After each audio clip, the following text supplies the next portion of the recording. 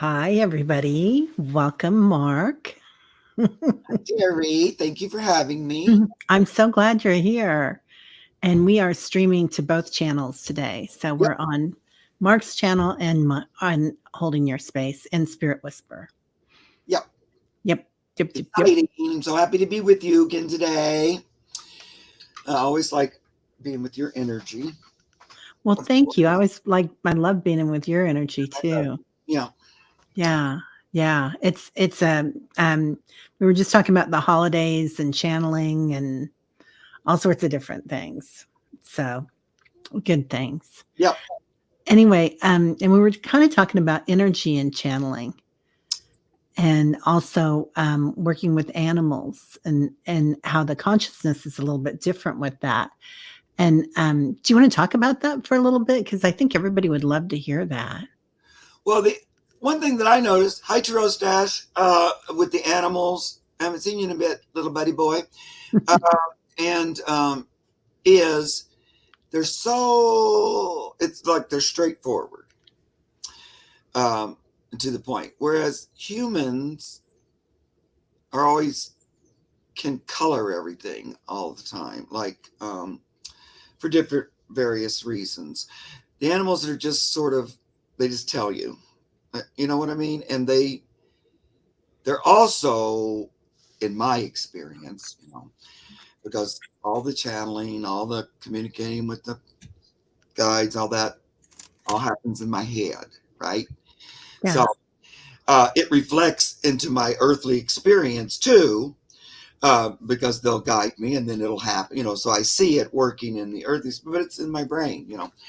And so when I work with the animals, they're just so much more into it. Like, I don't have to spend any time convincing them that I'm working with Pan because they just seem to instantly um, are aware of it. And just, I used to say that all the time at the zoo is, um, this is so weird and uncommon that every animal would just immediately take to me. And I'm nice and I love animals, but still, Yeah. I never met this harpy eagle and it's like acting like it's known me its whole life, or this snake or this turtle or this chimp, gorilla, lion, tiger. And they all took the same. So I figured out right way back it's because of my connection with spirit, one, my intention, number two, but Pan, because he's the one that got me that job at the zoo in the first place. I would have never done it without his guidance. So, and I always felt like the animals just recognized it. I always went with him. He went with me to the zoo for 30 years because it was a co-creative adventure. And so the animals just seemed to know all the time. And I used to feel like, do I have like an imprint of his name, like in my auric field? So they go, oh, that guy Yeah. represents, the Pan energy or something. So I don't know. That's the only way I could always explain it. Not that I'm a horrible energy or anything, but it would be unusual, um, when I would go take care of somebody else's animals, they immediately take to me. And then Yeah. that keeper would be so happy because their animals would act like there was no difference between them and me. You know what I mean? Because a lot of times you bring in a new keeper and the animals all freak out because it's like that person's energy is very threatening or not. They're not really recognizing them. What I think, because you can take care of animals and like them, but not really recognize them as a soul or an individual, you know. Um, and I'd see that a lot with animal keepers. They didn't really acknowledge the animals as individuals, even though they took care of them. It was weird to me. And, Yeah. and I could not. So I think that made a big difference. I just lost a good friend of mine this week who was a gorilla keeper. I'm Uh, sorry. Jennifer. Um, and she was a friend. I loved her. And also, she taught me a lot about gorillas. It's like all of a sudden I was thrown into being her relief, which meant I would take care of them when she wasn't there.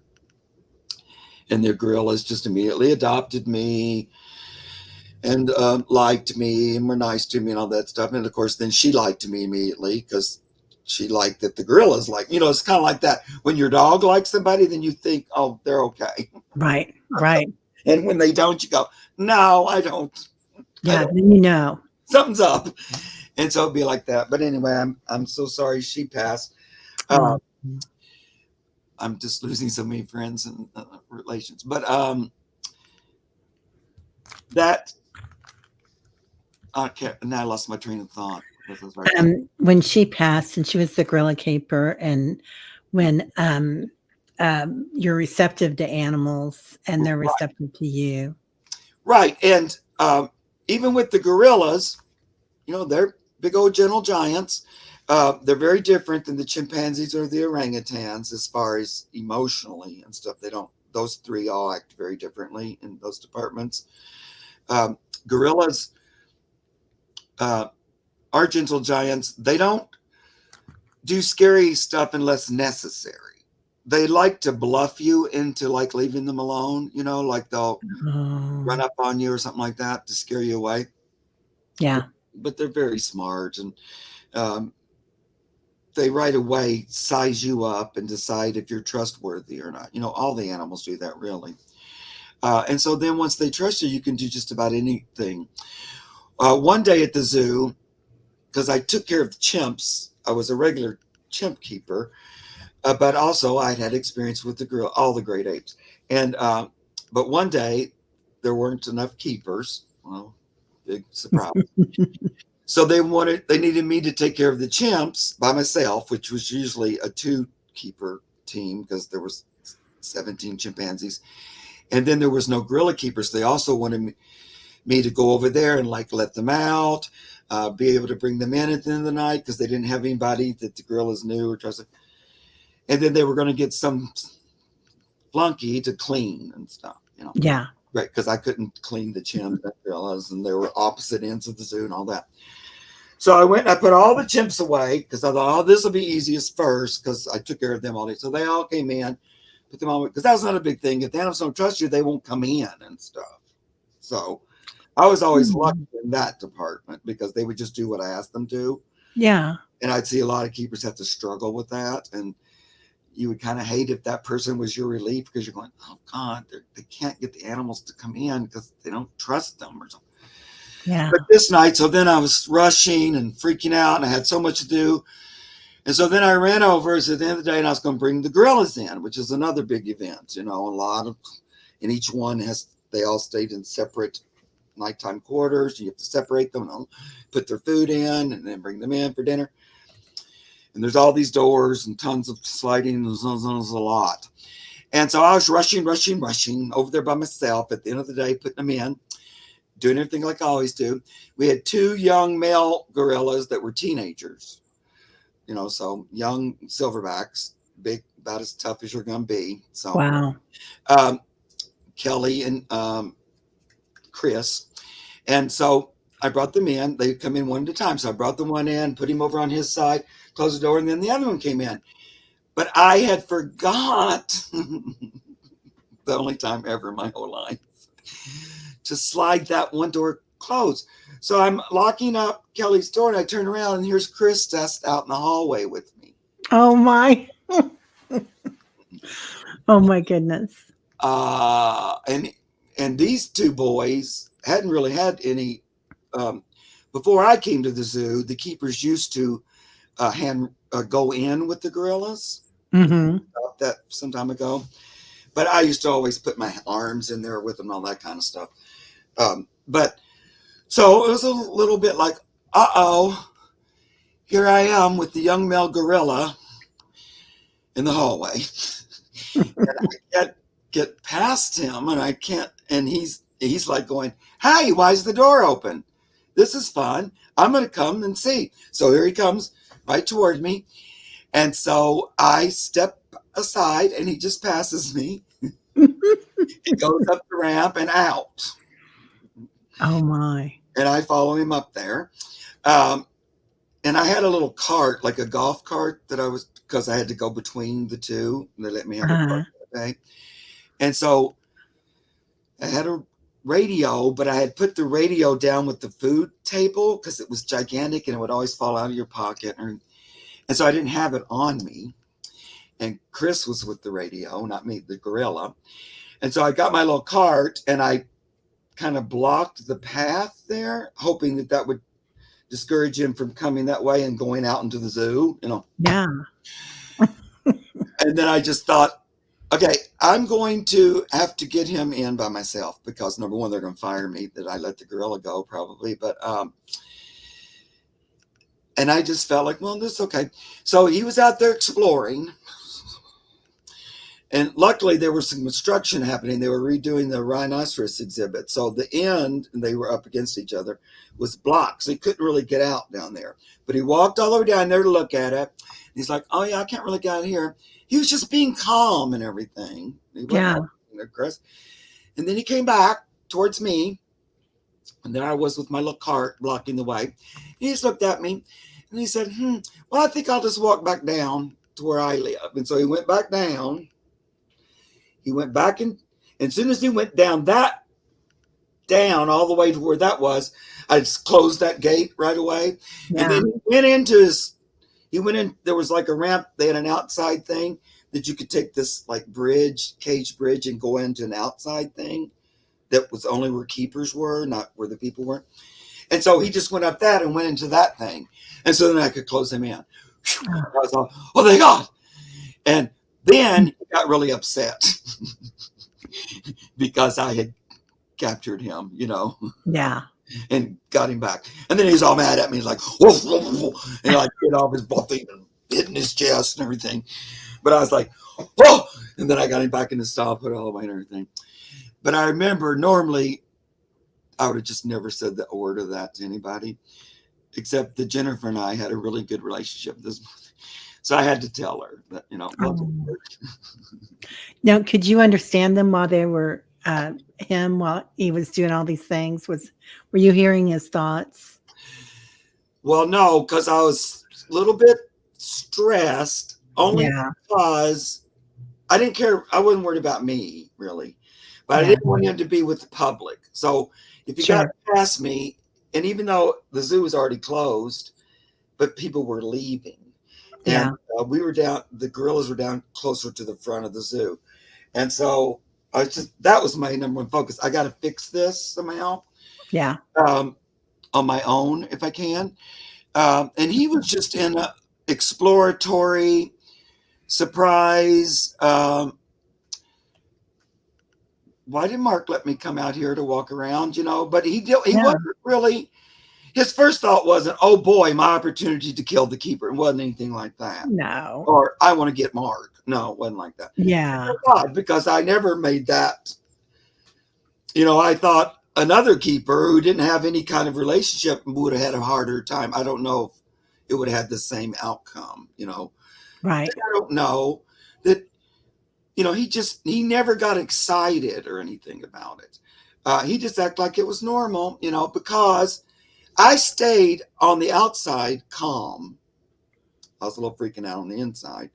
Yeah. But me, naturally, which is a weird thing, when something happens, I go into calm mode. It's weird until it's over. And then I'm, whoa! Oh, then all the stress comes out once it's fixed or settled. But during the event, I'll go into super calm mode, like coping. Focus. Let's handle this. Yeah. No matter, you know, if I'm bleeding or whatever, let's just fix this first. And then I can freak out. So this is a different thing to the fight or flight response. There's the fight or flight, and then there's the coping mechanism that sets in. Right. And a lot of people don't get that. I think you have to have more of a receptive feminine energy. And we all have feminine and masculine energies, but to be in tune with that, you know. Yeah, and I think you're bigger than yourself in that kind of an instance. Yeah. There is that connection all of a sudden that you're going, okay, I feel like I need to keep going forward. We can handle this. We can. You just know. Out. But then if you get to a certain point, you go, okay, well, I'm gonna have to not go there. You know, whatever what I mean. But yeah, there was always that. There's a lot of stories like that. Oh my gosh, I love it. All right. Well, let's say hello, Jeff. Hello. Imagine that. Brenda T. Annie Bear is here today. Jessica, hello. Hey, Teresa Ford, Starlight Tarot, Bright Shiny Ray, Gerald, beautiful, handsome Gerald, Gina M. White Wolf Mother, I hope you're still here. I love what she said. Teresa Ford says, animals are completely comfortable being who they are. Yeah, Yeah. that's I kind of feel like they don't have the ego that we have. no, Yeah. Like and ego can be a good thing, but we can have a lot of ego. that's right. Yeah. And then when you have one as a companion, or you know, when you make that relationship personal, Mhm. then they're concerned about that relationship with you. Um, I used to say, you know, one of the biggest gifts of the zoo was I got to see animals the way they would act if they were alone in the wild, which you don't get to see. And that's because they trusted me. If they didn't trust me, they didn't have that same comfortability just to be, because, you know, a human's energy can agitate them or whatever. Mhm. But with me, they would just always act in the most peaceful, normal, which was great because I could see how they would be if people weren't watching them. You know, they give me that opportunity to observe them as if I wasn't there, kind of a thing. And that was a great gift. Yeah. But that's their choice. It is, isn't it? And I feel the same. I feel like with animals, I can usually look them in the eye and blink and they'll blink back. Yep. And it's like a form of communication that starts in right away.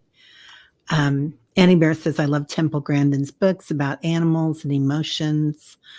Love, love, love her. I've been able to see her twice speak, I and used to she have to is say a lot amazing. of time too, like, well, in this instance, you know, you need to do what I'm telling you rather than what you see me do. Mhm. It's not the same. And I don't want you to feel like, because this animal's really, really friendly with me, don't approach it like that because you have to build that relationship, you know. Um, yeah, I'm able to be a little more handsy and stuff, but it's a relationship I have with them. It's not going to be the same with you. And the animals will show me that all the time. This big black bear that I love to pieces, he's passed recently, Ranger, loved him to bits. Mhm. He was a big old sweet honey bear with me. Like he loved, I put peanut butter and just stick it in his mouth and he would just lick it all off, never think about eating my hand or biting my fingers off or anything. And he'd be laying, I'd go, come over here, Ranger. And he would belly crawl over because he'd be too lazy to get up. And then just, if I had jams or something, give it to him. But then if somebody came in, he had a few people he did not like and trust. One was the keeper he had before me. Oh, wow. And if she came in there, he would just lose it and act like a ferocious bear that Yeah. you would run from. And like I'd taken care of him for I'd never even seen that behavior. You know, it's like going, well, I didn't even know he could be a ferocious bear. Who knew he had it in him? But he would like certainly it would be a totally different presentation. Or if the vets, oh no, he hated and despised them. And so Wow. that behavior would be so different. And I'd see that all the time with all the animals. The chimpanzees really didn't like the vets either. And I remember once they were on the exhibits and the vets came to look at one of the chimps. Her name was Gracie. I love her. And she hated the vets and she was really super smart. And they had melon that day for lunch, the chimps did. And so she took these big melons and she was throwing them at the vet, trying to hit them. And so the vet got behind me because she knew Gracie loved me. And she goes, well, she probably won't try to hit me if you're in front of me. But then the minute the vet stepped just slightly, Gracie lobbed it and hit her with the melon, like avoided me, but still hit her. You know, it's so funny. Yeah.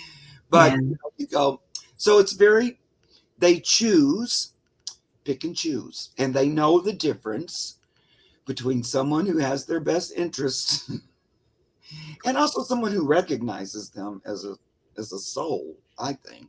I think so too. I think so too. I had a girlfriend, one of my old best friends, and I would go visit her when I lived in Florida. She lived in KC, and she had a Australian cattle dog, and he wound up turning on her husband, but he would come up to my room, and even when he wasn't in there when I was sleeping, I was way up on the third floor where I'd sleep. Um, I'd see him in there astral projecting at night while I was sleeping. And I'd wake up and I'd look up and he'd be up there floating around in the air. Just I love crazy. that. Yeah, Yeah. chimps never ever tried to bite me. I loved it. You know, they stole me away. I didn't think I would like them, Yeah. but I did so much, and they're so much like humans. It's unbelievable. You know, they are our closest relative. They're more closely related to us than they are to other apes. They're our closest relative, and I always called them the actors of the rainforest because they're very emotional. They don't hold anything in. They let everything out for all to see. Expressive, but they never even once. And we had two families blended, so it was a huge group. Never Wow. once tried to bite me. Once the dominant female of the dominant family, her name was Pandora. Uh, Oh. once she took my stud earring out of my ear with her teeth. She was so fascinated with our jewelry and everything, and she just wanted it. So she took it and she put it up Oh. to her ear. She couldn't really stick it in there. And then she put it in her teeth and just helped. I was going, "Where's my earring, Pandora?" And she goes, "It's right here in my teeth." And it's like a little stone. She finally gave it back to me though. That's so sweet. Yeah, but Yeah. forever. I got a couple of bites over the years. One from a rat was probably one of the worst, Ouch. and a couple of monkey bites, but not the apes. Yeah. Yeah. A howler monkey got me good once, a Oh, female. the But when that one did, the male, who was my best buddy and my best friend, bestest of friends, he came and saved me from her. oh, I know I have so many adventures. oh my gosh. Shut up and move on to this. No, no, I love it. I love it. Oh God. Hi, Fatima. Hi, Karen. Hey, Rossi. Welcome. Yeah, there's a remember Coco the gorilla that knew sign Yep, language, right, Michelle? yep, Yeah, yeah. And now a lot of dogs are doing it too, aren't they? yep, They're doing the little treat things and doing the alphabet, which is really interesting. yep. Yeah. Yeah, the monastery, my daughter used to work at a monastery in Kathmandu, and, we are associated with them now, we do stuff together, but, they just put in, um, gates on the windows because the windows would just open with shutters, and I think it's orangutans there in Nepal would come in through the window all the time. Yeah. So, The orangutans are cool too. They're very introverted. yeah. They're like the polar opposite of the chimpanzees. Like they don't show anything. They keep their cards close to the chest. And they're always thinking and a plotting, those orangutans. Yeah. Got something going on, but they keep it kind of, inside. Oh, I love that, Beth. Beth says she should write a children's book with all these stories. I know. I'm a better talker than a writer. That's my problem. I guess I Mhm. should tape record it. Yeah, you could do a podcast for it. Stepping on buttons. Yeah, that's what the dogs do. They step on the buttons. Very cute. Right. Karen says, my favorite moments are when abused animals choose me even over their owners. It touches my heart. That's true, Karen, because it's your energy. Yeah. Yeah. And it's really interesting. Cats and dogs with talking buttons are all over YouTube now. Yeah. I watched a little bit of Ellie from Down Under. I don't know if you ever watch her Yeah, videos. I love her. She I, has such a joyful heart. I know I love her too. And, like months ago, I remember Debbie and I read on the president's dogs. And, I got so clear that the dog was protecting the president. And the reason he bit some of those people is because they really weren't trustworthy. Yeah. I And get that. today she read on that. And it was so funny. And I read that, and she basically got almost word for word the same thing. I know exactly that. They weren't really being bad dogs. They were actually doing just what they were supposed to do. Oh, Rossi says I was at the LA Zoo this year when the orangutan used paper to get a baby bottle from the water. They're Oh, so smart and innovative. We had a big old male, and he plotted and planned. He had a blank because they like blankies and stuff. You probably at the LA Zoo we give them blanket. Well, we did. I'm not there anymore, but and he figured out how to make that blanket like a rope, stick it through the bars of his door cage, stick it in there enough, get it wrapped around an item he wanted, and drug it over there to him and got it. It was like a big long process that he had to wow. think on and work on for a long time. So sneaky though, a little bit sneaky, but very smart. You're right. Bruno, that's who did that. Was Bruno.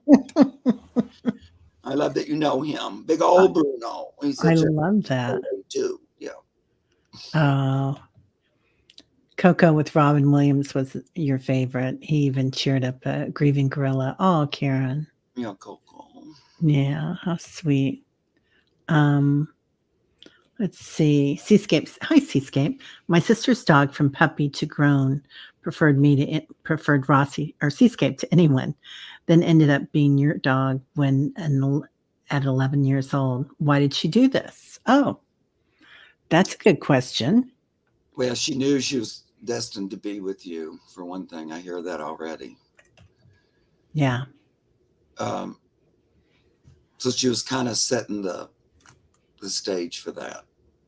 You know, like when it got to that point where you were going to all of a sudden inherit her, it was just sort of like, yeah, of course I will. You know what I mean? Because she'd already set that stage. She did Yeah. have work to do with your sister as well, though. It was kind of like it was appropriate that she worked with both of you, I feel like. But she kind of knew from the beginning she was going to spend time with you as well, Seascape. Did your sister need to let go of something, Seascape? Because I feel like this is a part of release for her to give her over to you, your puppy. So that's kind of what's coming in for me. Yeah, but yeah, she did do service for your sister. I wonder what's that little dog's name, Seascape, if you don't mind. Bruno's so handsome. That's right.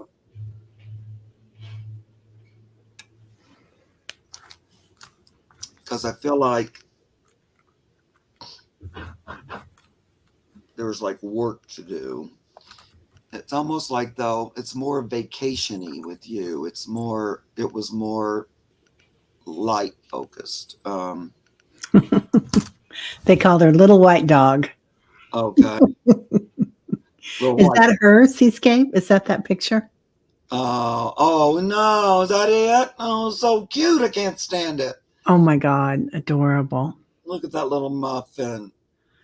Oh, she was deaf and a soul healer for the family. Yeah, Yeah. that's what I'm feeling that. Yeah. I feel like she was there to help your sister and Yeah. their family with something they were going to go through. And then, You're kind of like a reward for that in a way. yeah. It might sound weird, but um, yeah, like Yeah. a return. But you know, I feel like she's a little hard working dog as far as the healer stuff goes. Yeah. Oh, okay. She said that's Sydney. Okay. The little white dog brought her to me. Okay. She feels that way. Sid. Yeah. What a cute name for that little dog. Hi, little That Sid. is a cute baby. Oh, Um, yeah, but I think you're right. I think it was like a vacation and a reward that she could be with you, Seascape. It's like that's where part of where her heart wanted to be, but she knew she had to do 3 years ago, yeah. a contract. Yeah, it's not that she didn't do healing and energy work with you as well, but it was a breeze compared to your sister's. What I hear, I don't know what was going on with your sister, but it was a lot of feel like balancing she did over there. She didn't have to do quite as much with you. Oh, she died 3 years ago. Okay. Yeah. Yeah, we had a dog that came in. My husband actually, well, he kind of bought her. I kind of bought her actually, but for my daughter when he had brain cancer, and he wanted to get her a dog. Well, that dog would sit right on the brain tumor all the time, Oh, taking care of him, wouldn't leave him alone, and he wasn't real excited about the dog, but it was part of his job. yeah. And he still is such a great guardian here and a healer. He Look how heals. they just take to that so naturally. Like when I said earlier, they just get to the point and they just do. They don't have all that should I, shouldn't I? They just do it. It's that Yeah. they don't have all that stuff around it. That ego stuff, right? That they get. I wonder if it's because they don't get the constructs of society like we do. I don't I know. mean, Or like they see a service that they're able and they just step in. I don't know. It's just like that's what we do. yeah, Plus, I firmly believe that the reason animals came into our homes to begin with as pets or farm animals is to help heal the separation between man and nature and between man and God. It really was. That was their attempt by moving into our homes so that we got to see them more up close and personal and to help with that healing process. And they do it. That's they also see, oh, there's a need for healing their heart because they're out of balance and a little bit. So I need to help ground them and center them and stuff. And they do. And plus, well, no, we know, but I'm pretty sure most disease comes from a lack of ease. Uh, yeah, and a lot of times it's emotional in the beginning and then it comes physical. yeah. Oh, As soon as she said that, because Seascape said this. yeah. It's emotional issues. Yeah, yeah. They heal. They really heal. Yeah, that Yeah, was on working overtime a little bit. I feel like she didn't mind it. She just said it was kind of vacation with you in comparison. You know what I mean? So that makes sense to me that she'll be working with the emotional stuff, help you yeah, through it. yeah. Let's see. We've got another question here. Oh, I just want to post this. Rossi said, I was at the LA Zoo this year when the orangutan used paper to get a baby bottle from the water. Oh, okay. We already posted that. Yeah, Sorry, guys. I'm a little bit. and I'm sure that was some patron's baby bottle that threw in there or whatever, dropped probably, and so then she went to uh, retrieve it, or he. Well, Oh, plus anything that would get into their exhibit that's unusual, they would immediately go, "What's that?" And go see about it. Be careful. yeah. Yeah. Okay. Here we go. Brenda T. I have an elderly friend who's going to have her euthanized in the near future. She intends to give it to the vet and leave not with me at the end. Will dog understand? Oh, is it Brenda, is there a beginning to this that I missed, or is it a dog or a cat? And do you have a name? Her dog is a little black and white Shih Tzu named Benji. Oh, thank you. I just now posted that. Uh, okay. Well, I have a lot about that, but Yeah. um,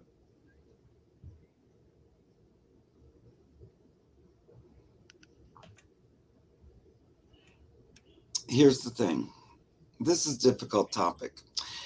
Um, and I'm just going to talk from my own personal experience and what makes me happy in it. I've had loads of pets, too many to count, because I'm old and I've had a lot of them, and I've never really been without. So whenever some would pass, I'd get more.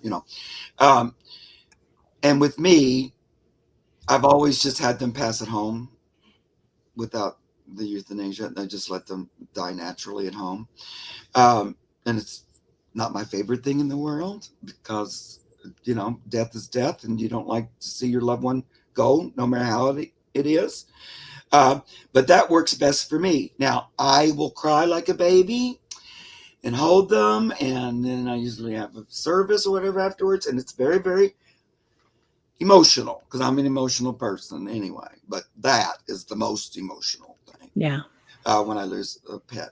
Uh, Now, one time, my one dog had cancer, and she cried throughout the night, and I was really worried about it. I knew she was going, and so it got to me, and I took her to the vet and had her euthanized. Now, she resisted it the whole time. And when we went there, she just acted like she was perfectly healthy and there wasn't a thing wrong with her, And then I just immediately felt like, oh no, why did I change my mind? And it was horrible and I didn't like it. And they put her to sleep. Um, and from that, for me, I decided, well, unless there's a leg missing and they're bleeding out or something like that, where it's just obviously horrifying, I'm not going to go euthanasia. I prefer they just pass at home, like beings do. They just pass. Um, so do humans. Uh, they can just die.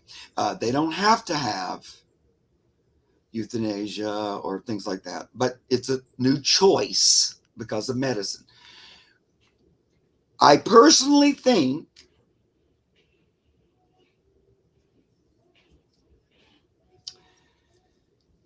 the euthanasia changes the death experience a little bit. That's just my personal feeling. Because you're deciding you know how to decide on the death time more than God knows. That's the way I feel. And that there's a natural process you go through from dying. And of course, I've been with a lot of animals as they've died at the zoo and at home many, many, many, many, many, many times in the moment when they've left their body and gone. Uh, too many to count. And at the zoo too, over and over. And with that, every time it's always emotional. I don't care what the animal is. But I've always felt so good about it, just that I was there, present, loving them in that moment of transition, just like I would be with my human loved ones if I could be. I was with my partner when he passed. Now, he was in the hospital and he had stuff on him, but in the moment when he passed, he was conscious and alert, and I was just right there with him, in the moment like that. So I did that with humans as well. But for me, they're kind of looking for that relationship, that a human would love them so much, respect them so much, they'll just be there with them, and also trust that the universe has their back. It's watching out for them, helps them to transition just like it does us. So I'm all about that. Now, having said that, if you just really cannot do it, the animal is also really wants to please you and do what serves you to your highest. And if that means you aren't emotionally able to do that, and that's okay. I'm not saying one choice is even better than the other. The animal will go along with what choice serves you best. So they're not going to be, yeah, so in that case, the dog will understand. They're not going to be resentful of it or anything. My Yeah. point is, you're missing out on this experience that's no less emotional, but there's this thing that comes from it. I can't, Terry, do you know what I'm trying to say? You can't quite. Yeah. It's a disconnect. We did this with the last dog that passed. He actually on my bed with I saw him back there. Yeah. our vet. Yeah, well, that's Tyler. Yeah. Like they're doing little diggums. Yeah, and Truman, that's where he went to pass, and the vet came and helped out, and he hadn't been eating, and I was worried that he was in pain because his eyes looked like he was in a lot of pain, You know, had I thought about it, I probably would have had him given morphine or something stronger.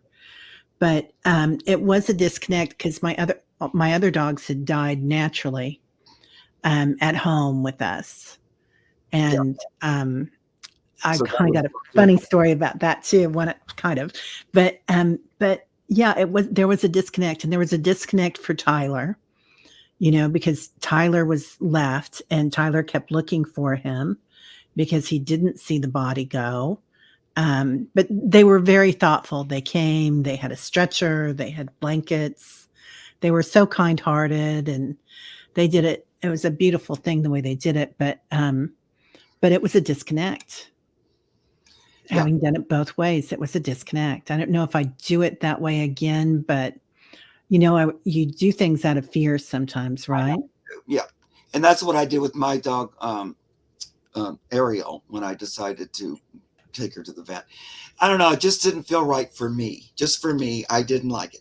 I Yeah. mean, it was just as emotional, but I didn't have that same feeling afterwards with the other ones. And it's a process. And here's the thing too: animals will go off their food and water and stuff as they're getting closer to that because they're helping their body transition. It's on purpose that they don't eat or whatever. And a lot of times cats, their natural instinct is to go off by themselves sometimes. I had a cat, uh, Mai Tai, who decided she was going to go. I knew it already because, being psychic or whatever, I always get a little prequel that this is coming or something. And so I knew we were getting close to that. And then all of a sudden I got up and she wasn't around. I'm going, oh no, what did you do? And I felt like she was just hiding. She went off. And I meditated and asked her to come back if she would. I was like going, now I don't want to interfere with your choice. And if it's really the thing you want, but I would feel better if you'd come on back in here and just pass away.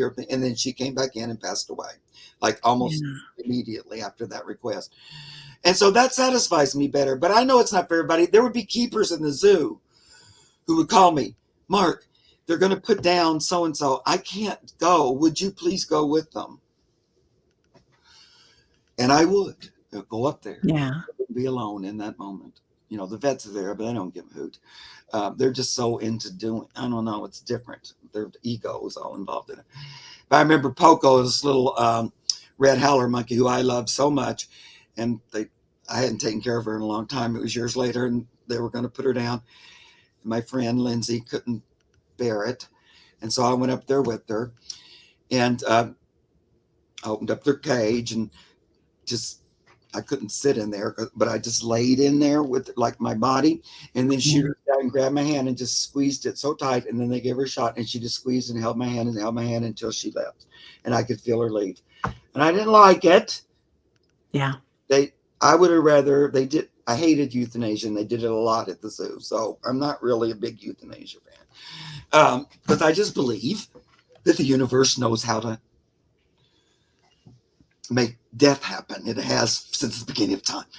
And then the universe of Pan taught me some things about that. I remember that time I sat with a coyote who I didn't know very well. The first time I took care of her, Pan says, "Oh, we need to talk to her." And I went in and sat in her. She was a wild coyote. I didn't know her at all. I went into her exhibit, sat down in there with her, talked to her, and she told me she was old and tired and she was getting ready to transition. I went, oh, don't really like that story. And then the next week, I was back to take care of her. This is like the second time. And I was walking to work, and Pan says, "Oh," her name was Goldie. Uh, she wants you to come to her, and it's time. And so, before you do anything else, just go to her.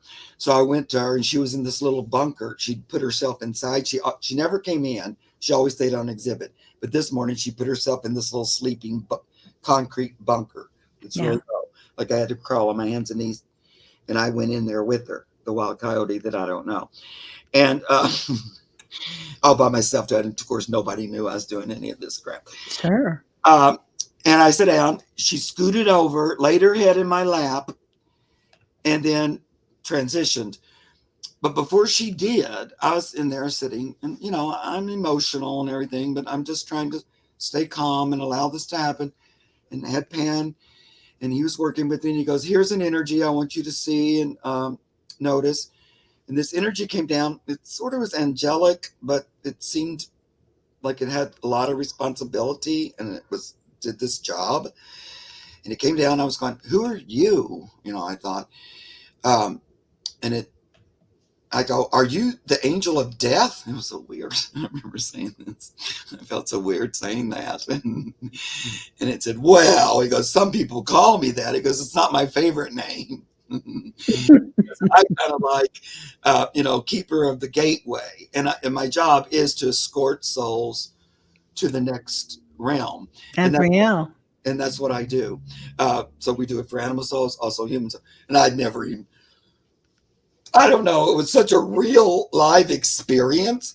And it said, and so I've come for Goldie. So, and then it took it, I could see in my head, and then it pulled it right through me. And of course, she died in that moment that this was happening in my mind, and pulled it right through me, and it went up. And I just felt to go with that energy, that being took her or escorted her. So, of course, that stuck with me ever since. And that also made me think the universe has its plan and it knows how to do this kind of. And so, unless it's an absolute, unavoidable, anything's possible. Sometimes that is a better solution. Yeah. More often than not, I don't think it is. Yeah. Yeah. I agree. Let me see if Michelle is still here. She has a question about her puppy. My 18-month-old Pouchon pup has a lump on her left side. We have a vet appointment on Thursday. Any thoughts on what it is? Thank you. Melissa, are you still here, dear? 18 months old. Let us know if you're still here. Yes, she's still here. Thank you, Melissa. What's the puppy's name? Because that's the breed, I think you told us. Yeah, I think so. Little puppy, 18 months. Let's see here.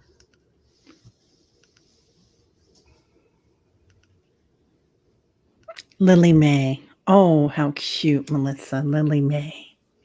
Lily May. That was my grandmother's neighbor's name, Lily May. I remember from lived next door, Lily May. Okay. Um,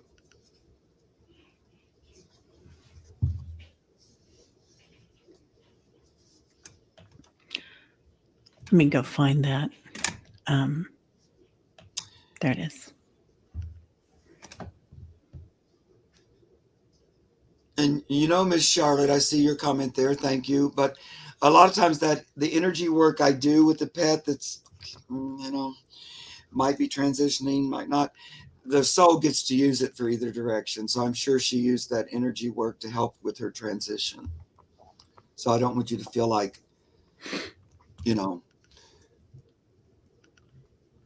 that wasn't what she was looking to do. I'm sorry about the loss, though. Sweetie, your little baby. So sorry, Miss Charlotte. Lily May.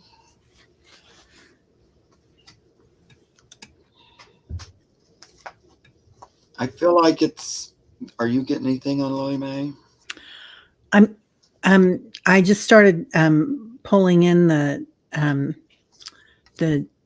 lump, and it feels like there's other little lumps. Like it's not just one. That there's a little cluster. And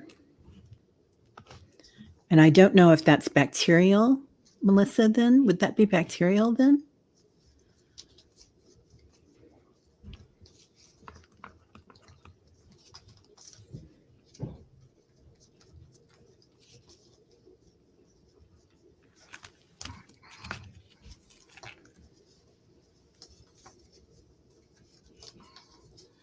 I'm glad you're taking her to the vet. Yeah. To go. It feels like a cyst or something like that. I know nothing medical. Yeah, I don't either. So even though I've been vet, tons of times at the zoo and everything, I'm just not that. Every time I'd go to the vet, I would always be about the animal the whole time. And I don't even like medical kind of stuff, but I do get action sees a day, so it needs to go to the vet. I think um, it feels like a cyst. Um, I almost feel like that you could drain or something. Yeah, because it feels like it's little, corpuscles or something. I mean, I don't again, I have no medical training either, but it's like little bits in there. It's not like a solid thing. So, Yeah. Um,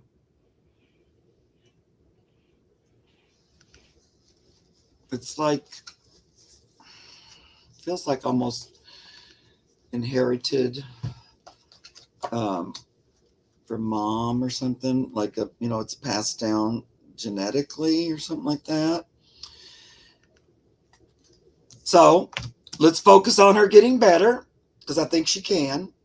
At first, I got this surrender, let it go, and I go, "What do you mean? Are we letting the doggy go?" But no, I think we're letting the lump go. Then I get faith. You have all you need right now. So I think the vets are going to figure out something to do about it. I don't think it's like I don't get like cancer or something like that. Uh, and she's just going to need a little bit of tenderness and gentle, loving care. They're looking at the baby, taking care of the baby a little bit. So I feel like it's going to work out okay, but she kind of needs to go to the vet. But you're yeah. already that. Uh, I don't get a dire outcome. Yeah, I don't either. And I pulled courage, be brave. Yeah. Um, something about scent. So, and I'm kind of drawn towards these plants. So I don't know if it isn't some sort of an infection or something like that, but and then relaxation. She just needs to go home and relax with you after that. Um, Yeah, but I think she's planning on being there a while. I just pulled one more to find his companionship through thick and thin. So I feel like this is just an event going to bring you closer, but she's planning on being there for, as a companion through thick and yeah, thin. So, I pulled family. So okay, yeah, she's that's going to be in the family. exactly the same thing then. Yeah, we got Yeah. Yeah. I feel pretty good about it. Yeah. Oh well, let us know, Melissa. Keep us in the thing there.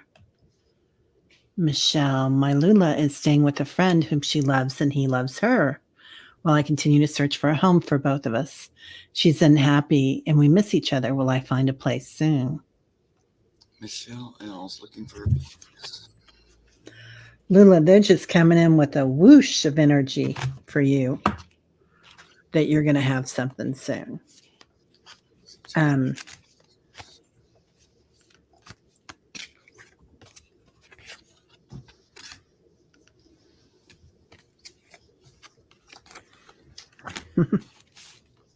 so, yeah, I get childlike expression. That's wonder and joy. That's you being happy, creating a family home and blessings. So, yep, you're getting ready to move, and there's that whoosh of energy.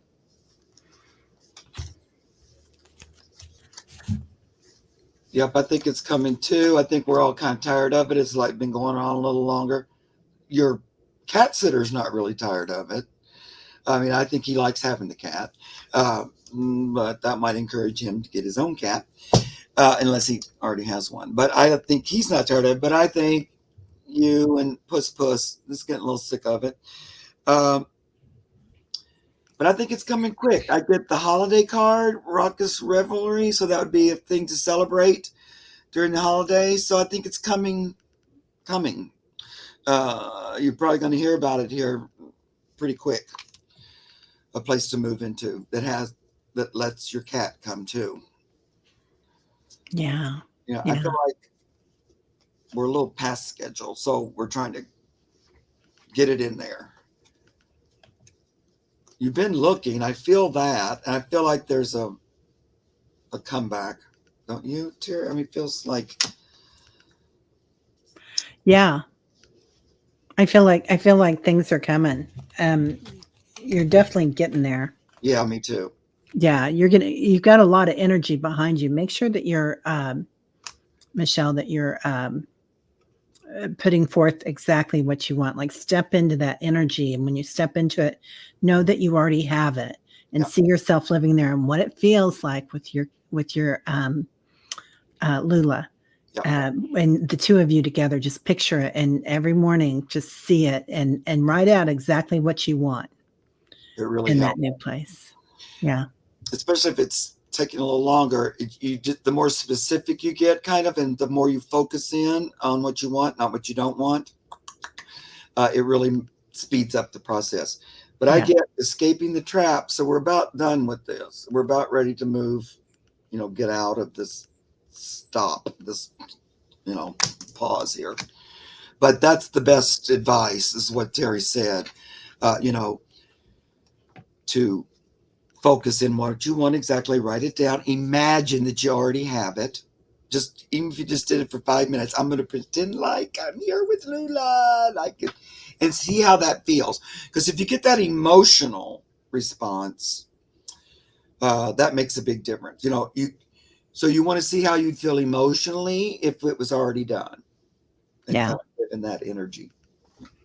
yeah. And uh, when you're doing this, uh, be careful about what you say. I don't want to. I don't want this. I don't want that. Instead, say, "This is what I see. This is what we have. We have a beautiful home. We have wonderful, kind neighbors. We have, carpet or hardwood floors. We have this. We have that, and we are completely protected." Yeah, So, that's that um, focusing in on what you want and not what you don't want. It's okay to acknowledge that we don't want these things right now, but yeah, then you want to put your focus on what you do want. yeah, That's where you spend your energy. yeah, yeah. Um, Leanne Lauer. Has my buddy Kitty reincarnated into one of the ferals I'm feeding? Hmm. I'm gonna use my pendulum. I get I'm getting a no. What are you getting? But I feel like he has energy within them, like he sent them to you. I hear no. I first heard no. Let me see. The pendulum. What are you gonna do? It says no too. Yeah. Yeah, I don't think it's one of the ferals.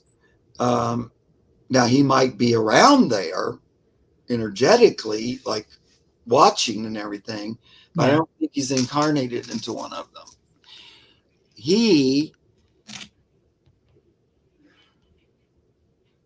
wouldn't want to be a feral. He'd want to be a house cat in this scenario. So I don't think he's gonna. Now it's possible that you can have a feral that becomes friendly, but I don't think he wants to go through that. He'd want to be just a house kitty from the beginning, not go through the feral thing. That's what I'm hearing. Yeah, me too, Leanne. He's talking about bigger plans. So I don't know if he's going to be a bigger animal Yeah, or a bigger. He's got big plans. So yeah. I'm not gonna say he's not gonna come back. I'm not gonna say that, but I don't think he's coming. He's in that group. But that's not to say he might not still return to you. That might be the bigger plan, but he doesn't want to be a feral cat. yeah, I think he does want to return to you. I think it might be a dog, it might be a Maine Coon, but or you might have big plans about being in your house. I don't know. Because this is the kitty he wants to return in as bliss. Contentment is at hand. So already kind of the life of Riley Cat. He just doesn't really want that experience. I feel like he'd been there, done that. He don't really want to do it. Yeah, he's on a different wavelength. House kitty from the beginning. Miss Charlotte says, I remember one of Abraham's examples, which is, do you want peace or do you not want war? Exactly, Miss Charlotte. Yeah, when you're asking for things, makes a big difference. Yeah, Okay. I like that, Miss Charlotte. Now, Cute little animals in their whatever you call those. Look at all the kitties and puppies everybody has in their oh, and their pictures. I don't know what you call those. Lily Rose is asking, hello, I just lost my Coco, 11-9. Oh, I'm so sorry. Me too. Is it too soon to connect with him? So November 9th. No. Oh, everybody does. Michelle. Oh, that's so cute. Rossi. Is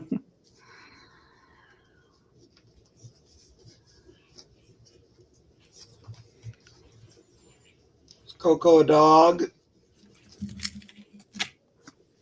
I like it, but I could be off.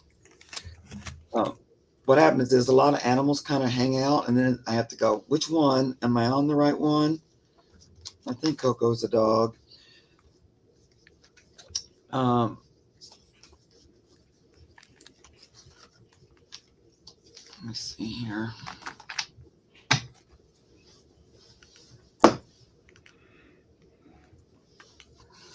Yes, he is. Yes, he is a dog. Oops.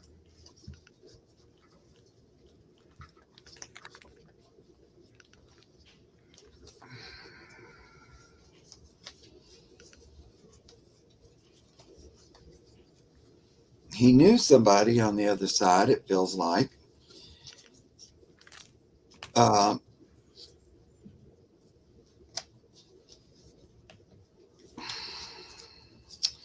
like he was greeted by somebody that he knew. So I don't know, you might know that. I'm trying to see, you mean an animal or a person?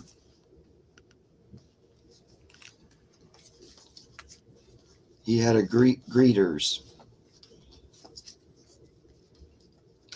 He's also kind of, I feel him like, did he know a person that's passed? Because I feel him hanging around with somebody up there in heaven, like kind of doing stuff, but with somebody, another energy. So either another animal, but I'm kind of feeling a person, a human spirit. But they never met him here. So there's not somebody that's passed that knew him, or an animal that passed. Okay.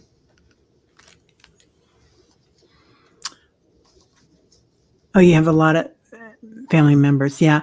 There's I feel like there's something about rabbits too, Lily. I don't know if you had a rabbit, like even as a child, a pet rabbit, or if he just liked to chase rabbits. But they're showing me a rabbit and some, and he is showing me some animals around him too. Um, Other animals, but that rabbit keeps coming in.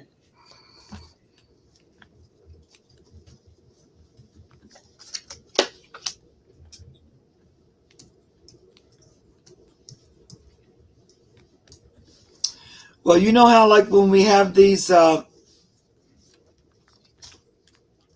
of course that could also be someone he knew way before. I don't know, but I Yeah. do get the feeling he was greeted with somebody or he knew, and then that could be another animal as well. It could even be his like mom or something. His mom, his doggy.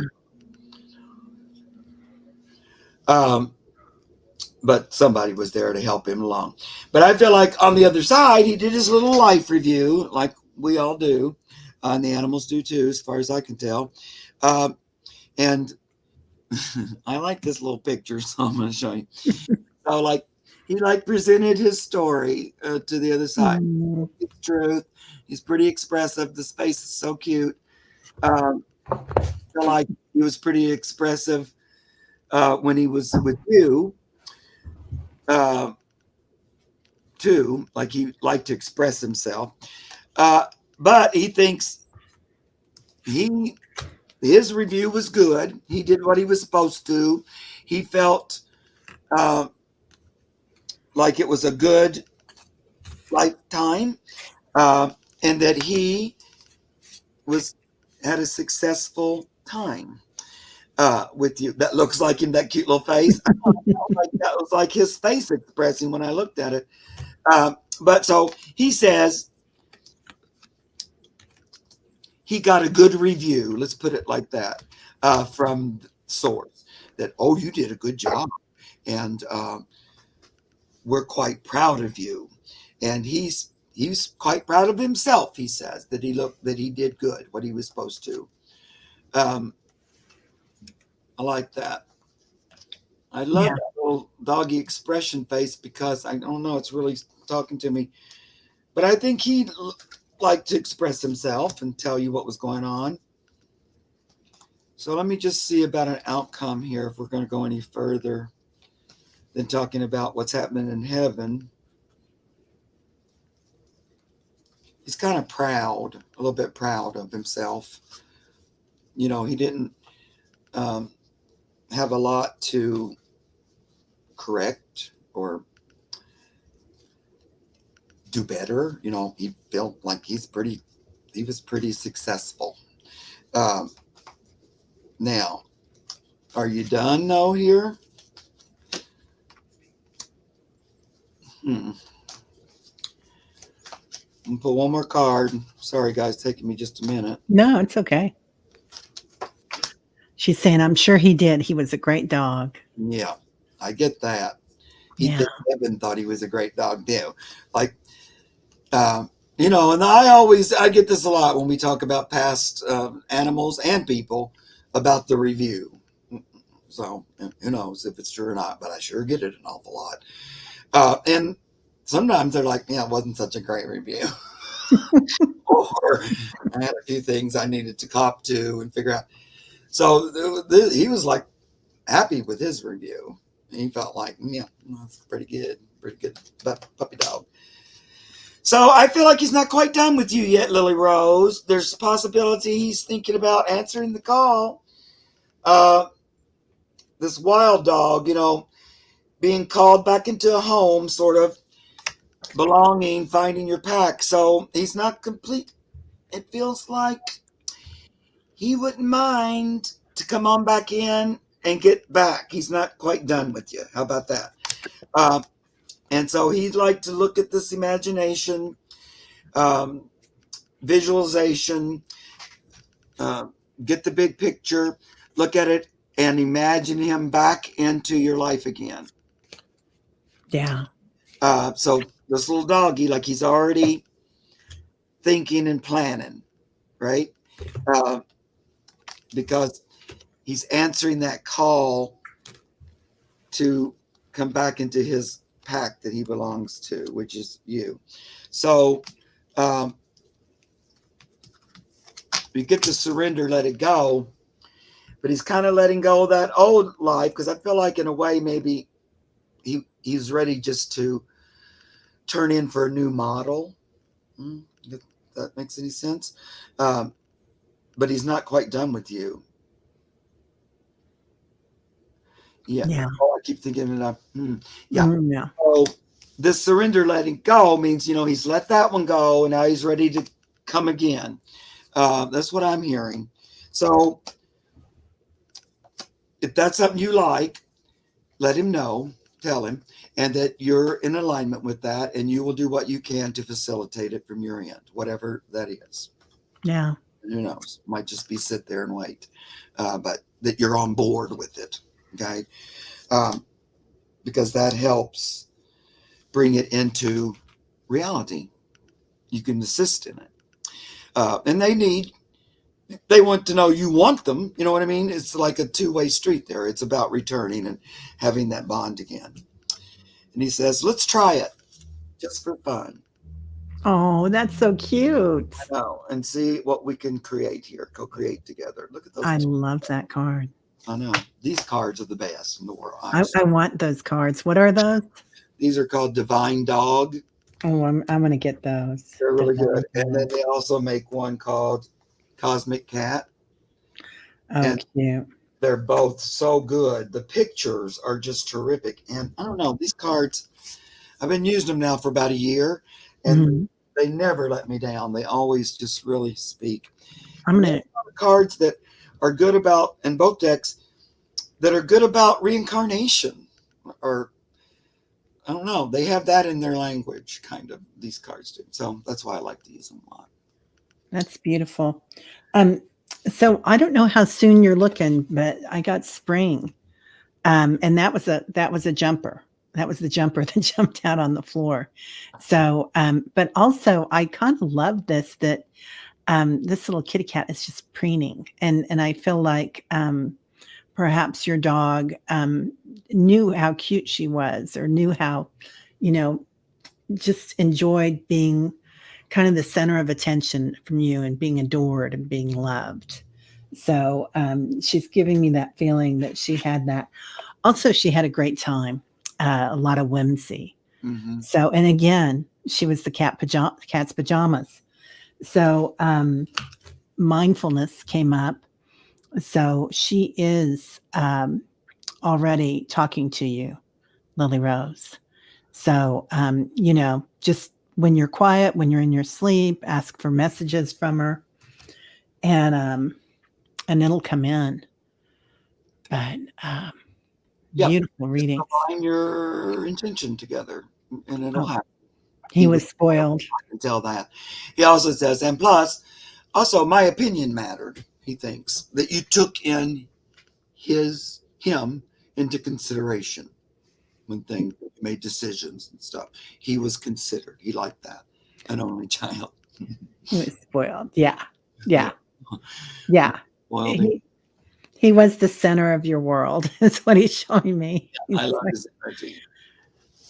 He's saying I was the princess, even And though it that was. 3 month, that spring, now I'm not saying this is, always and everything, but in general, a lot of times it's about a 3 month period when they're able to get back. That's what I've noticed in my own experience, and then when I've worked with others. So I don't know, that spring thing sounds pretty good to me. Yeah, It's about, you know, a season cycle from when he passed. Mm-hmm. yeah. That would make a lot of sense. Yep. Yeah, that's beautiful. Well, thank you, Mark. We're at an hour 12, so that's good timing. And everybody, thanks for being here. If we didn't get to you, I'm very sorry. And you'll be on tomorrow, won't you? With Freebird? Yes, tomorrow, The Debbie and I show? will be doing animals tomorrow. I think it's on her channel. Yeah, I think it's at 2 o'clock Central, because I always try to stop by and say hi. Yeah, I'm on. It starts at 2 Eastern. 2 Eastern. Okay. So it's 1 at your time, I think. Yeah. Yeah. So, but we go on for an hour. So she'll be there. I had such a fun time today reading with all you guys and your animals. I talked a lot today for some reason. I don't know why. We like that. Okay, good. But maybe I talked a little too much. But I had a good time, and I really enjoyed all the energies that came in. And I so much enjoy your energy, Terry, and being here with you during it. Oh, well, we have to make this a regular gig. Yeah, no, I So, like it. I love reading with other people. Well, and especially some people I really click with. But I like everybody, I do. But occasionally it's somebody we just sync up or something. I yeah, felt like the readings today were pretty in sync. really in sync. Yeah. Yeah, So I I would like love that. I would love that. All right. Well, everybody have a beautiful day. And I think Debbie's on right now. So if you oh can go over there, you guys. yeah. There's And probably everybody's on today. It's Sunday, so yeah, yeah. here we go. That's why I go on Saturday. Oh, Rossi, thanks for being here, dear. So everybody have a great day, and we'll see you tomorrow at 1. We'll have meditation at 8:15.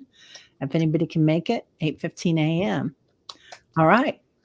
Alaska says bye. Believe, trust me, she's saying it in her dreams. Yeah, Tyler is too back here. We're snoozing.